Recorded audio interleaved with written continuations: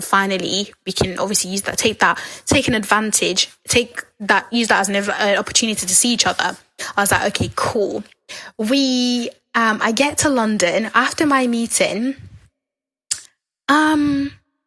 This guy calls me and he's like, oh yeah, I'll meet you at the train station. We arranged to meet at the train station. I was like, okay, cool. Calm. Guys, the person that walked up to me at the train station was not the same person that I've been talking to for nearly a month. Let me tell you, the person that walked up to me at that train station was not the same person that I've been speaking to for nearly a month. I was catfished. I'm gonna tell you why. The guy that was, when them ones were okay, so the guy called me on the phone and he's like, oh, I can see you. I'm like, I can't see you. And he's like, no, I can see you, like describing what I was wearing. I was like, I can't see you. Guys, when I tell you, I turned around and the person that I saw, when I said my type was like chubby but not fat dripping off you, this guy had fat dripping off him but like times 100, like American obese. When you're like, this is why you did not want to get up on FaceTime. This is why you did not want to show me your body. And this is not me being vain. I'm not vain. Everyone has their type, whatever. But like my friend Ola has said, when you're in a relationship or when you start dating, you are actually going to gain weight. So if you're fat now, times 3, what's going to happen after that? I'm sorry, I just can't do it. I can't do it, love. I just can't do it. When it was too late, guys. It was too late for me to turn around to avoid this guy. It was too late for me to turn around to avoid him. And I was just like, you see yourself, Joy? You see yourself? This is what you've gone yourself into. You're an actor. You must act today. So I was just like, it's too late. There's nothing I can do, but it's fine. Let me go with this. Came. And you guys know me, like my face speaks before my mouth does. So thank goodness he was literally still walking up towards me. So I was just like, literally, I was having a conversation with myself, like, it's fine, just act it out and then just die the conversation out after this date, and then that's it. You never have to talk to him again. Cool.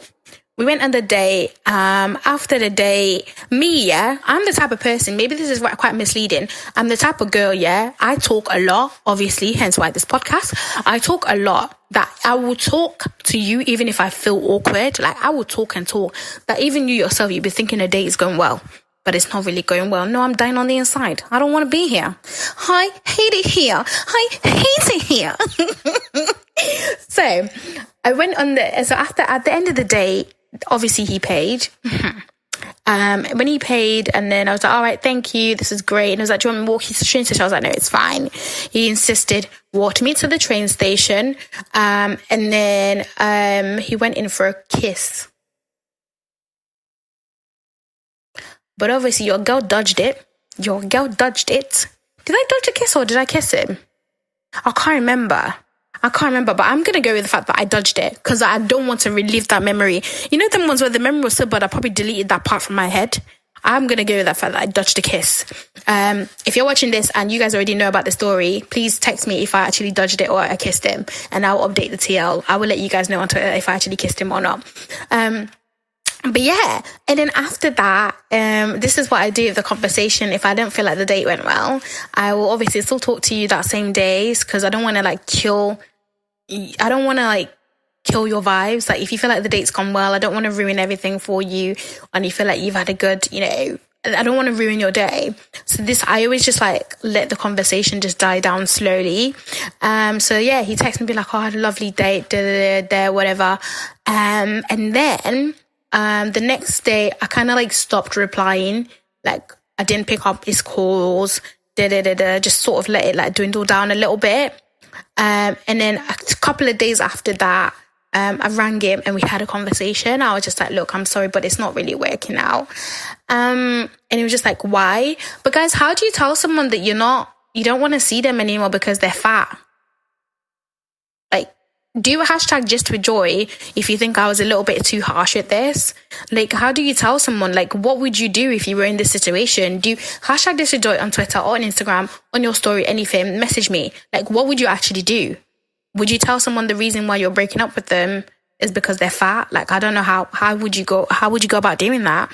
So yeah, so I was just like, yeah, no. So I didn't make up an excuse. This is actually the truth. I said to him that I'm currently just working on myself, which I am still working on myself. I'm just not ready for anything like full on. And I don't think that we're compatible. So I thought everything was cool. This guy bought it, only for his friends. Like I told you, he like we had a mutual friend. Only for our mutual friend to be ringing up my phone, being like, "Oh, so and so said that. This is the reason why you broke up with him, and he doesn't believe it. What's going on?" I'm getting friends of friends that I've never heard of before. His friends calling me and be like, "This is that. What's going on? We need to know a real reason why you broke up with so and so. It doesn't make any sense." I'm just like, "Is it by force? Please, is it by force?" So the one thing that I've learned from that experience, guys, is the fact that if you're going to meet somebody that you don't know before, please, when you're FaceTiming, make sure that you actually see what they look like. And if you're going to ask the question, "Oh, but did you not see his Instagram pictures?" No, his Instagram pictures were from like a year ago. All I saw was the face, and I knew that obviously I wasn't being catfished over FaceTime because his Instagram picture still looked like the guy on FaceTime. So his face still stayed the same, but his body clearly did not stay the same.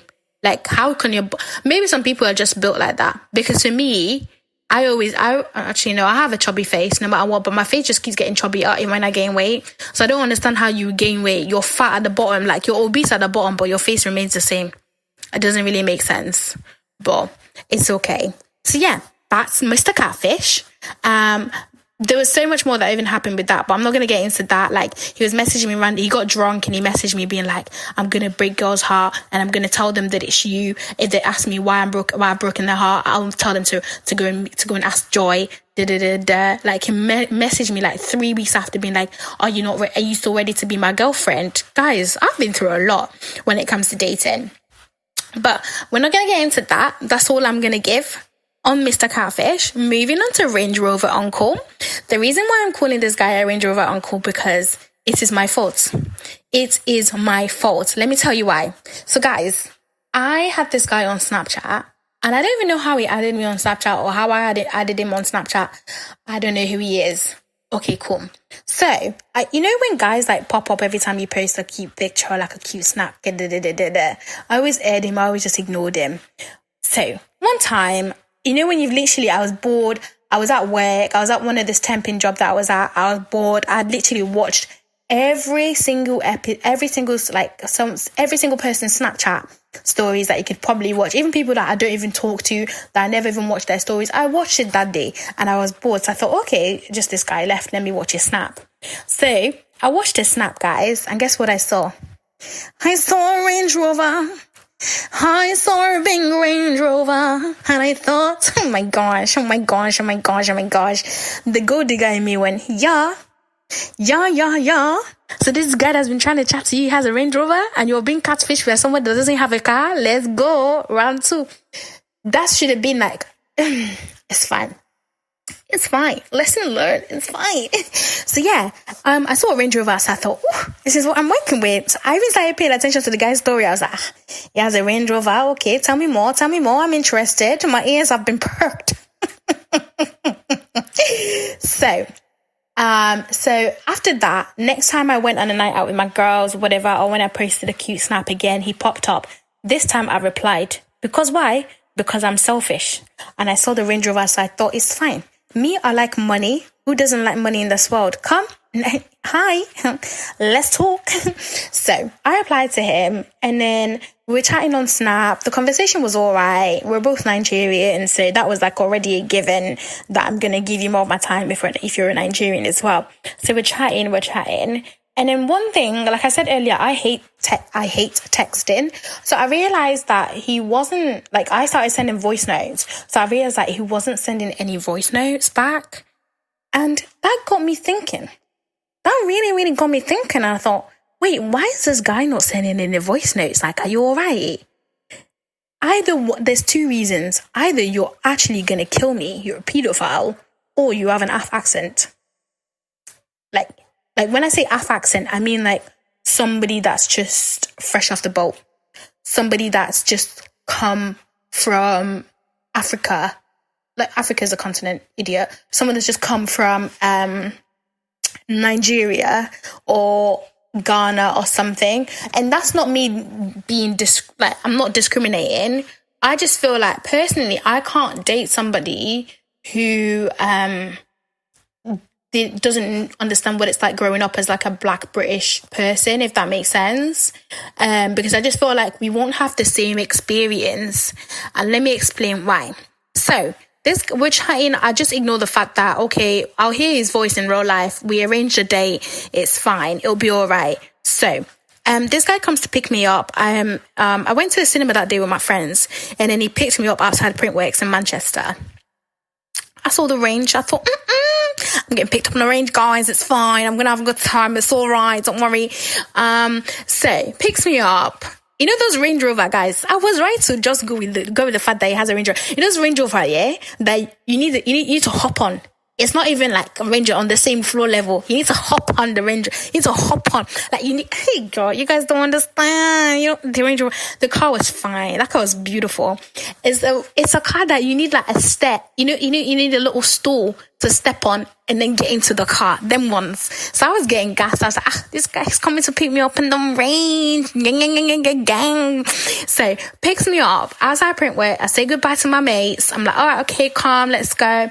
So I'm a chatterbox. When I feel really awkward, if I can't eat or sleep, I can't obviously do either of those in his car. The next best thing for me to do is talk.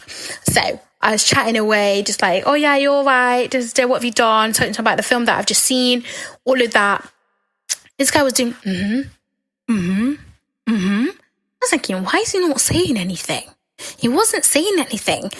I was like, why is he scared for me to hear what his accent sounds like? I started getting a bit more worried because I don't want to date you if you're going to be an uncle. Like, I don't want to hear an uncle's accent. So we got out. We went for a shisha. Yeah, we went shisha. So we got to the parking lot. He parked everything. And then this guy got out of the car. He was 5'8". And I'm telling you this now for free, guys. I believe that I have a talent for measuring height from a picture. Mind you, from his pictures, he looked about 5'9", 5'8", 5'10". And I was like, you know, it's fine. Me, my selfish gold diggerness, I overlooked the fact that he might be short because of the range. So that didn't really bother me per se because he's still taller than me. So that's fine. So I was just like, you know, it's fine. You're tall. Like, it's all right. Like, you're still taller than me, number one. And number two, you have a range. You can even stand on a stack of money. You'll be fine. That will give you height. It's all right. You know them ones? I don't know if you guys have heard that quote. If somebody has money, if they have no teeth, you will literally... Actually, no, I take that back. I take that back. Rewind. So, we got to the shisha bar. Sat opposite each other. Then he opened his mouth and said, do you want to share the same shisha, whatever thing it is, whistle or whatever it is? That's when I say, this is why you did not open your mouth. Guys, his teeth were clapped. His teeth were clapped. Like chipped, brown, everything under the sun that you could think of, his teeth were clapped. And also, on top of that bread, let me just add some Nutella, add some butter to it. He had an Af accent. He had a very African strong accent. And I was just like, yeah, it's going to have to be a no from me, mates. No. I was just like, no, why me? Why me? Why is it always me? You take this list, and then the most important facts, that's the one, guys, that was the first time in my life that I realized that teeth were very important to me. That was never on my list when it comes to like writing down a list for your perfect guy, like what your perfect guy, the attributes or things that he needed to have for you to consider him your perfect guy. Teeth were never on the list until that moment. I was just like, wait a minute. How can you afford to drive a 19-plate Range Rover and you don't have money to go to a dentist appointment? Make it make sense. You can afford a Range, but you can't afford a dentist. I was very... You know when you start... My face... I wish you guys see my face right now. I wish you guys can see my face right now because I feel like I'm reliving it at the moment. So yeah, I was shooketh. I was like, it's fine. Here you are again, Joy. Here you are again, Joy.